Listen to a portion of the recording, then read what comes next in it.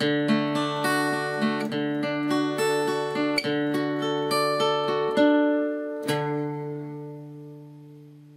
we'll start with a D major open chord. So you want to hold the 2nd fret of G and play an open D string.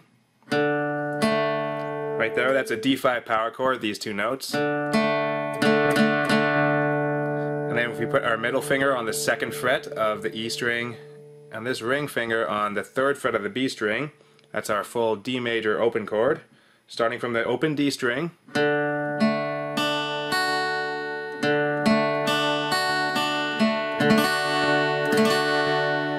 D major open chord. Now you can play this further up the neck if you go to the 5th fret on the E string and then the 7th fret on B and the 7th fret on G. Start with an open D string again.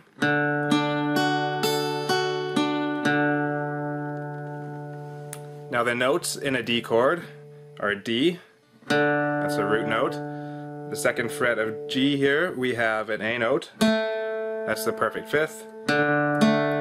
3rd fret of B, we have another D note, and 2nd fret of the E here we have an F sharp, which is the major 3rd, relative to D. And then up here, at the 5th fret we have an A note, the perfect 5th.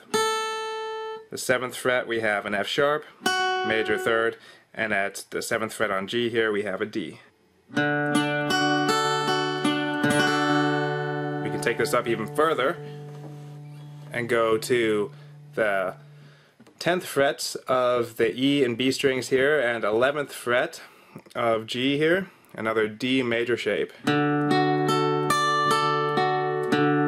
Now if you go to the 5th fret on the A string here, that's another D note, and the 7th fret on the D string is an A note, so that's our D power chord.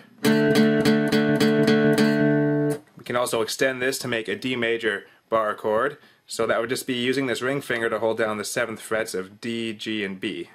And that's where this shape comes from here. But it's hard to include, to hear this note here when you're holding down a D bar. And now we're going to go up to the 10th fret on the E string, another D note here, and we can play a D major bar chord.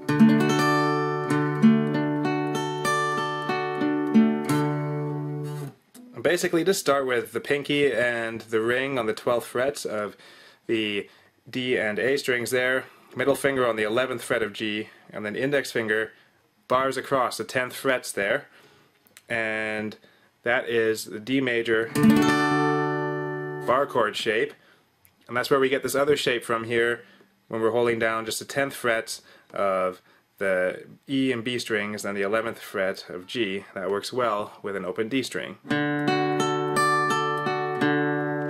And finally, if we go all the way up to the 15th fret here with the ring finger, middle finger on the 14th fret on E and index on the 14th fret of G, we have a high octave D chord. It's the same shape as our open D chord.